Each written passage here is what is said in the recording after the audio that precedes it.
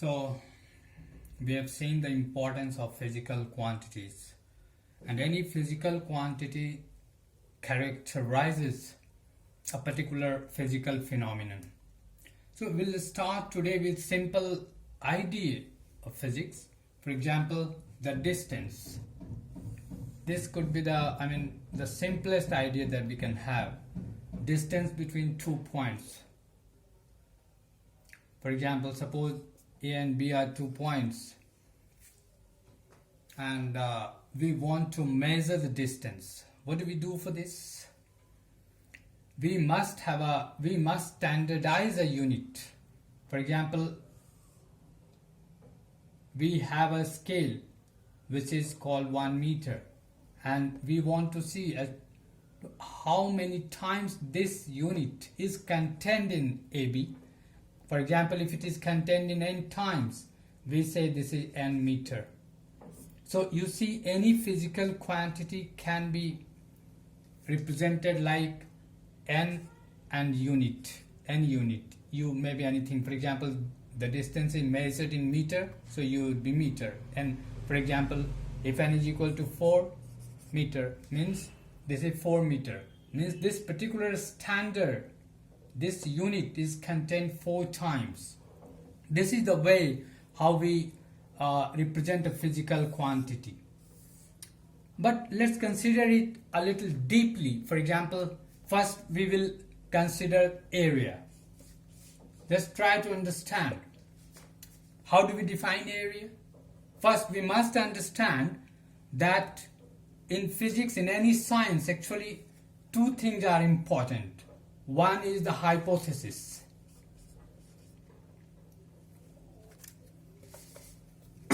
One is the hypothesis, and another is, hypothesis means axiom. These are taken for granted because whatever you describe, you must describe in terms of already known things. Therefore, there are certain things everywhere which are regarded as axioms, and you know, an axiom requires no proof. So hypothesis is the basic element in any science, and we must understand what is hypothesis, and then we come to propositions or theorems. But in order to understand all these things, we must have certain terms which should be well defined. There shouldn't be any ambiguity. So certain things must be defined well, which is known as definition of terms. So we must understand very well as to what is the definition of something. What do we mean by something? So when we say area, what is understood by the term? That must be well borne out in our mind. Otherwise, we won't be able to appreciate things well. So let's first understand the idea behind area, which is, so before considering the area, let's consider a square with unit length. This is 1, this is 1, this is 1, this is 1. And we define its area as 1 into 1. For example, whatever be the unit, if the unit is considered to be meter, it is 1 meter square. We say like this. So what is the unit here? Meter square. How do we know that this is the unit? We define it this way. We say that, see, meter into meter. You know what is a square? A square is a quadrilateral in which every angle is a right angle and the opposite sides are equal and parallel. So if you know geometry, and you must know geometry, for this is the very basic mathematics that you must know in order to understand physics well. So we define area. This is the definition. Then you take any arbitrary figure, and if you want to know the area, what is the meaning of this?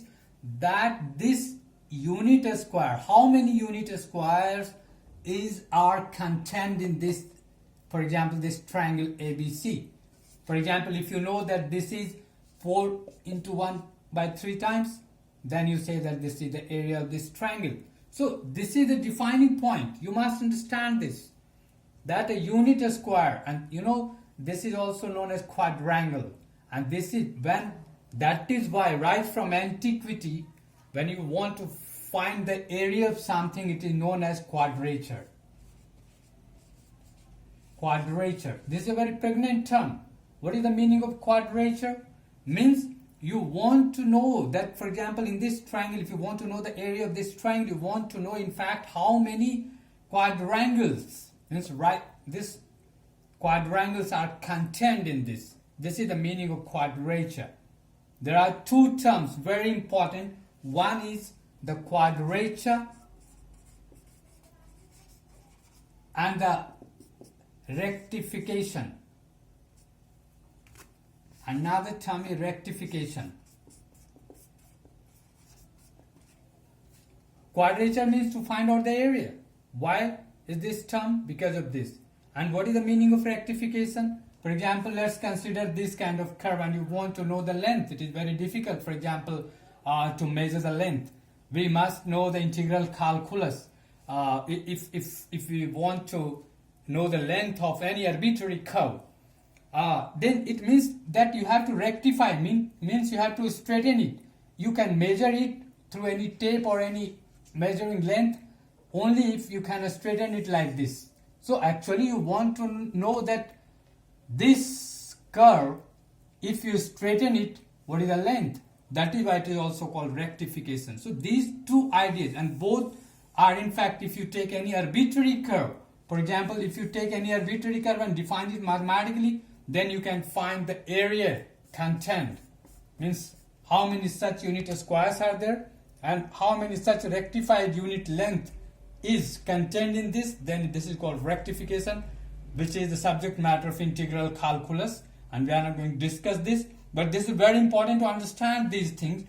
And so what I wanted to tell you, that you see here that as far as area is concerned, the unit of area is dependent on meter. This is not a new thing. It is dependent on length itself.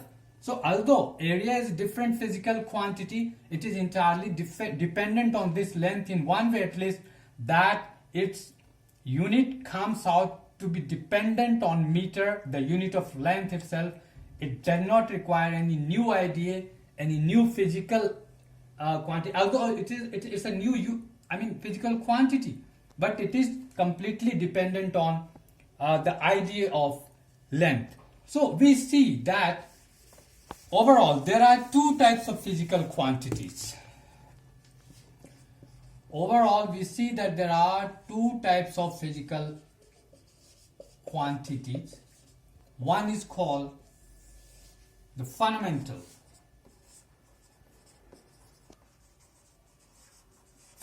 physical quantity, and the other is called derived physical quantities. By now it has been quite clear. What is fundamental physical quantity? Means those quantities which cannot be based on any other physical quantity. They are independent of each other. That is why it is also called base physical quantities. And derived quantities are those physical quantities which can be derived from the fundamental quantity. For example, as I told you, area. Area is completely dependent on what? Length. So it's not a new thing, entirely new thing. It's not entirely independent. It depends on the idea of length. Similarly, for example, volume. Similarly, for example, density. I'm just citing some examples to show it clearly. And here, for example, length, mass. These are independent ideas. So you must understand this. I'm not going into unnecessary things.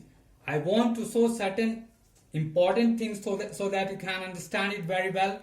Physics is an understanding you must, and physics is very easy, I tell you, very, very easy in comparison to mathematics. Why? Because the model is fixed. If you grasp the model, you have grasped the whole physics. There is no deviation whatever. That is the beauty of physics. It's very, very easy. The only problem with guys is this, that they don't try to understand it. deeply, if you have a deep understanding of the models, physics is a very, very easy thing. So we now let's focus a little bit on physical quantities. So there are two types of physical quantity, fundamental and derived. And fortunately, we have just 8 fundamental physical quantities, and all the other physical quantities in physics can be derived from these 8 fundamental physical quantities.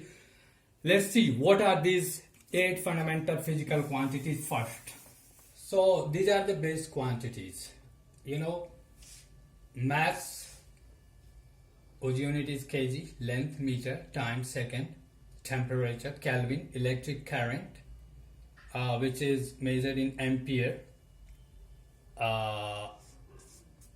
in fact luminous intensity, candela, amount of substance, mole, and two plane angle and solid angle, which are measured in radian and steradian. But the moot point is this, as I told you earlier, that all the rest of the physical quantities can be based on these quantities only, and we are very fortunate that these are sufficient to define any other physical quantity. But you must understand, I ask you a question and I'm not going to answer here, that this amount of substance, it is something of the same type and mass, but why do we define this amount of substance different from mass? Is it required at all? This is a question. Unless you ask question yourself, many such questions are there. Unless you understand it deeply, you just can't go, deep enough. So what I want to say, that yet another idea which is helpful as far as measurement is concerned, as far as the physical results are concerned, apart from this unit and quantity, is what is known as dimension. And the idea was propounded by a great physicist, Fourier, perhaps in somewhere in 1822. So what is this dimension? We try to understand what is the dimension. Actually, this is for convenience. We must understand this. This is for our convenience to the studies. So see, there are just, we will consider the first 6 ideas here. So, and we will consider the dimension. So these 6 independent physical quantities has a dimension of its own. For example, this is represented by m, this is by l, this is by t, this is by theta, for example, this electric current I, and this luminous intensity C, suppose. So these are the dimensions. So any other physical quantity can be based upon these. We are not considering these 6 because first of all the 7th, 8th and 9th are dimensionless. Why? Because plane angle is a ratio of 2 length. So this is length by length and becomes dimensionless. Dimensionless simply means it is not dependent upon any of the physical quantity, because length by length they get struck down. And similarly, solid angle is nothing but this is something of the type L square by L square. We will come to these points later on in course of our studies, but here we must understand that these are dimensionless. I am not considering the amount of substance here, which is actually used normally in chemistry for certain reasons. I am not going to touch upon this now. So these 6 quantities are fundamental, and only these 6 dimension, just for convenience, we call these representation as dimensions of this. For example, you know that any length you say 1 dimensional, any area you say that it is 2 dimensional, and any solid figure you call it 3 dimensional. Why? This is an idea that you know that here L, this is L square and this is something L cube type, and therefore you say this. But we just interpolate the idea to incorporate all these 6 fundamental physical quantities wherever they happen to be. For example, when you say density, for example, you know density is defined by